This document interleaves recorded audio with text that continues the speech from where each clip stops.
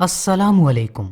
نماز کے بعد اگر دعا کی بات کی جائے تو یہ ایک ایسا وقت ہوتا ہے کہ اگر کوئی انسان یقین کے ساتھ دعا مانگے، خاص طور پر فرض نماز کے بعد، دن اور رات کی 5 نمازیں ہیں، پانچوں نمازوں کے جو فرض ہیں، ان فرضوں کے بعد اگر دعا مانگی جائے تو وہ دعا قبولیت والی ہوتی ہے۔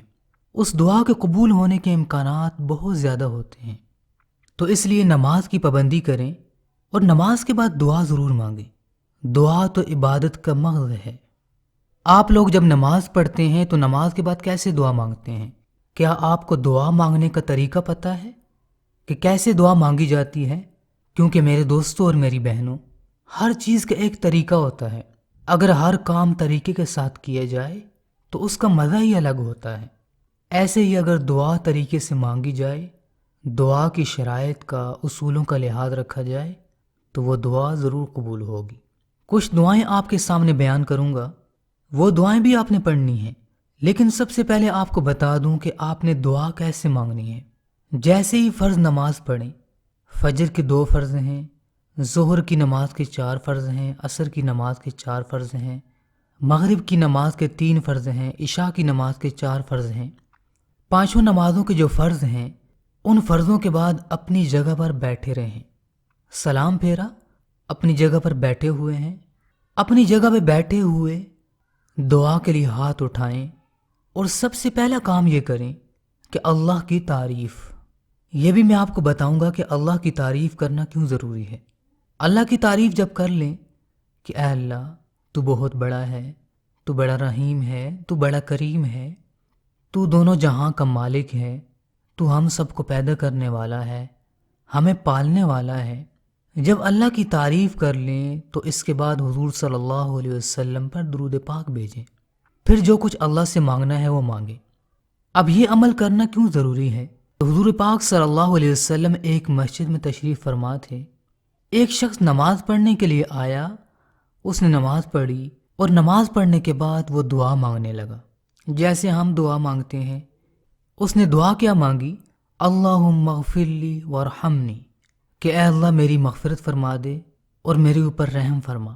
اس کی یہ دعا آپ صلی اللہ علیہ وسلم نے سنی اور آپ صلی اللہ علیہ وسلم نے فرمایا کہ اے نماز پڑھنے والے آدمی، تو نے جلدی کی ہے، تمہیں کیا کرنا چاہیے کہ جب تم نماز سے فارغ ہو جاؤ، نماز پڑھ کے بیٹھو، تو اس کے بعد اللہ تعالیٰ کی حمد و ثنا بیان کرو، اس کی تعریف کرو، اس کی وہ تعریف کرو جس کے وہ لائق ہے۔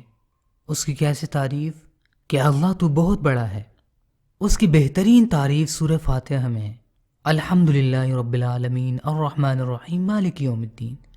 حضور صلی اللہ علیہ وسلم نے فرمایا کہ اللہ تعالیٰ کی حمد بیان کرو، اس کی تعریف کرو اور میرے اوپر درود بھیجو، پھر اللہ تعالیٰ سے دعا مانگو۔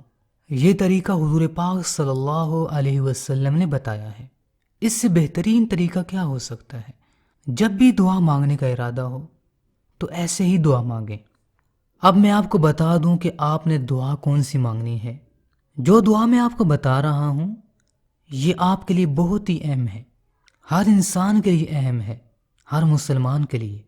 جیسے ہی نماز پڑھیں تو نماز کے بعد یہ کلمات پڑھیں، لا الہ الا اللہ، لا الہ الا اللہ، لا الہ الا اللہ۔ اب لا الہ الا اللہ تو آپ نے پڑھ لیا۔ یہ پڑھنے کے بعد آپ ایک بار یہ دعا پڑھیں۔ یہ دعا کس لیے ہے؟ دین کے اوپر ثابت قدم رہنے کے لیے۔ اس دعا میں آپ یہ مانگیں گے کہ اے اللہ میرے دل کو اپنے دین کے اوپر ثابت قدم رکھنا، مجھے دین سے کبھی نہ پھیرنا۔ میرے دوستوں اور میری بہنوں، دین تو بہت بڑی دولت ہے۔ دعا آپ نے ایسے پڑھنی ہے، اللہم یا مقلب القلوب ثبت قلبی علی دینک، اللہم یا مقلب القلوب ثبت قلبی علی دینک، اللہم یا مقلب القلوب ثبت قلبی علی دینک، اللہم یا مقلب القلوب ثبت قلبي على دينك. اللهم يا مقلب القلوب ثبت قلبي على دينك. اللهم يا مقلب القلوب ثبت قلبي على دينك. اللهم يا مقلب القلوب ثبت قلبي على دينك. اللهم يا مقلب القلوب ثبت قلبي على دينك.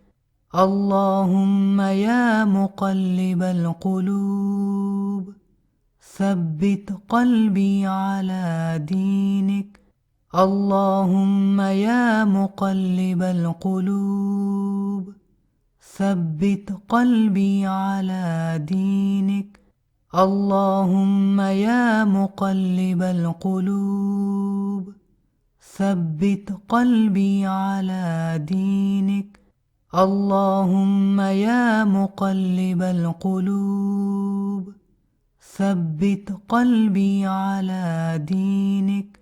اللهم يا مقلب القلوب ثبت قلبي على دينك. اللهم يا مقلب القلوب ثبت قلبي على دينك.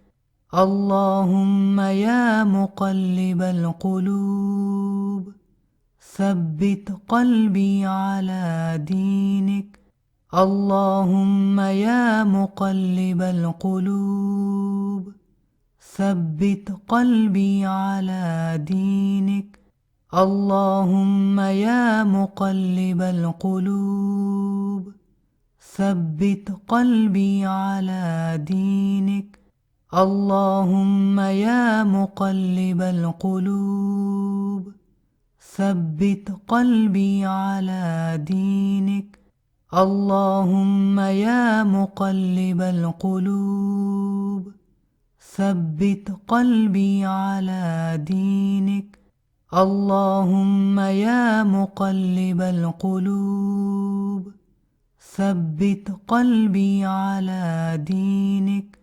اللهم يا مقلب القلوب ثبت قلبي على دينك. اللهم يا مقلب القلوب ثبت قلبي على دينك. اللهم يا مقلب القلوب ثبت قلبي على دينك.